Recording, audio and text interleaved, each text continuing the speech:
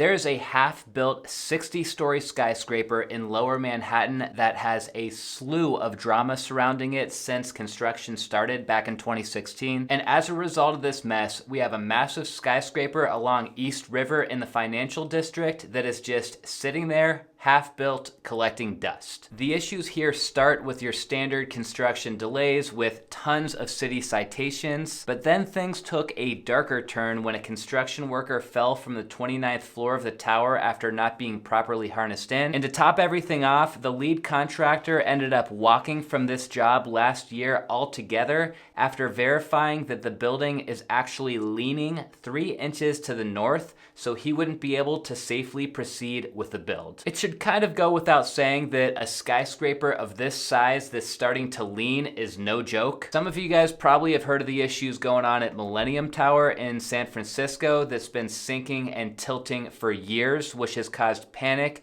and hundreds of millions of dollars in damage. Let's dive into this mess of a story surrounding this luxury skyscraper in Manhattan. So the subject of today's video is located at 161 Maiden Lane. It's also known as 1 Seaport, and you can see here on the map that it's sitting in a pretty unique location just outside of the financial district, but right on the East River. So the units here, if they do ever end up getting finished, are going to have some amazing unobstructed views to the south and the east. They're definitely milking the location in the marketing materials. They call the building a modern lighthouse and the first all-glass residential tower in Seaport, Manhattan's oldest neighborhood. The skyscraper currently stands 670 feet tall and is built out of reinforced concrete. And they are set up to have 99 units inside with 200,000 square feet of total livable space. It sounds like it'll be a pretty nice place to live if somehow this tower does get finished one day. They plan for a really luxurious drive-up entrance. Once you get inside, there's a 2-story lobby. It's got a huge Calcutta gold marble concierge desk, and then the second level of the lobby has a double-sided fireplace and a terrace. Past the entrance, there are supposed to be several amenity floors, one on floor 13 that has a swimming pool. Then when you move up to the 30th floor, you've got a spa with a sauna and a steam room. And then check it out from this view, the spa area is supposed to also have a terrace with some loungers outside, which is pretty awesome. Then zooming down to the 6th floor, we've got, of course, the gym. This is set up to have equipment looking out right over the river. Wouldn't be a bad place to work out. The condos here at 1 Seaport were supposed to start at $1.2 million,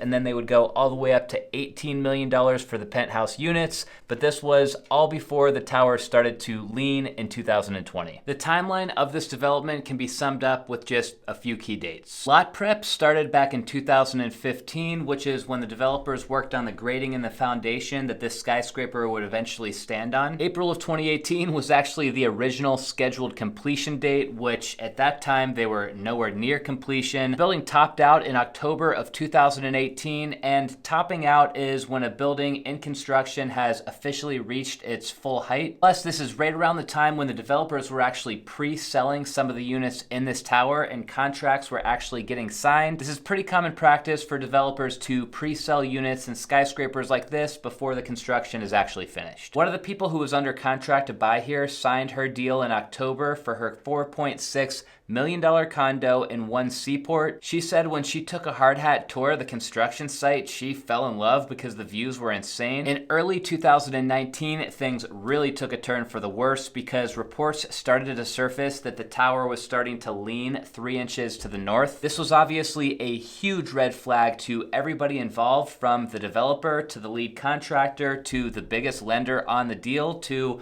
all of those buyers who signed contracts. Even with the building leaning, construction continued at 1 Seaport until around October of 2020. This is when it went under stop work orders and construction came to a screeching halt. The developer of this project is called Fortis Property Group, and they have definitely been in the hot seat since all of this started to unfold. Remember, the developer's job in a real estate deal is to find a plot of land and then assemble a team of contractor, architect, and designer to build something awesome on that land. But at the end of the day, the developer is the owner owner of that project and ultimately holds some responsibility for everything that happens on that project. Fortis allegedly took care of the lot prep step back in 2015 before they brought on the lead contractor Pizzarati. So Fortis and Pizzarati have been pointing fingers at each other over who is responsible for the tower leaning for years now. A lot of sources consider both of these parties to blame because Fortis did try to cut costs on this building wherever possible,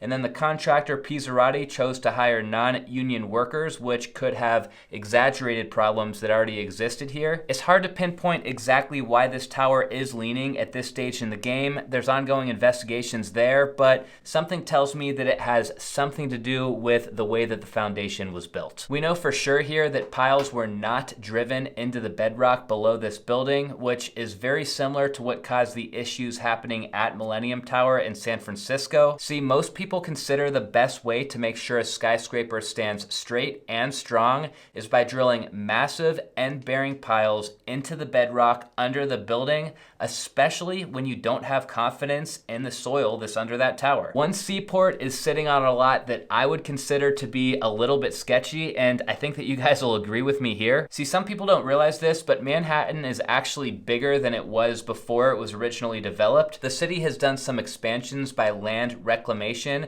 that's basically just given room for more roads and development in Manhattan. And guess what? One Seaport was built right on one of these man-made land reclamation areas, which to me is even more reason that they should have driven those piles all the way down into the bedrock. I know we're getting a little bit technical here, and I'm not an engineer, so I'm probably not explaining it the best way that I can be. I think that you guys get the point. If you're building a skyscraper, or if you're building anything for that matter, you need to start with a strong foundation. On top of the fact that One Seaport is leaning and the city has ordered construction to stop there, back in September of 2017, a construction worker named Juan Chanillo fell from the 29th floor of the construction site, and sadly, he did not survive. A construction worker fell 27 stories to his death while on the job in Lower Manhattan. Authorities say it happened on Maiden Lane, not far from the South Street Seaport, around 9 o'clock this morning. This later led to the cement shop SSC pleading guilty to manslaughter charges since Chanillo was one of his employees. It's one thing after another that led this project to be wound up in such a mess, and this is why it's basically just sitting there now at this point collecting dust. After the original contractor Pizzarati left the One Seaport job and got into a bunch of legal battles with the developer, a new contractor called Ray Builders came on to pick up the slack. But it didn't take long before Ray Builders also left the job, saying that Fortis owed them $6.8 million and that they were never paid. With these mounting legal battles happening, including the lender threatening to foreclose on a $120 million loan,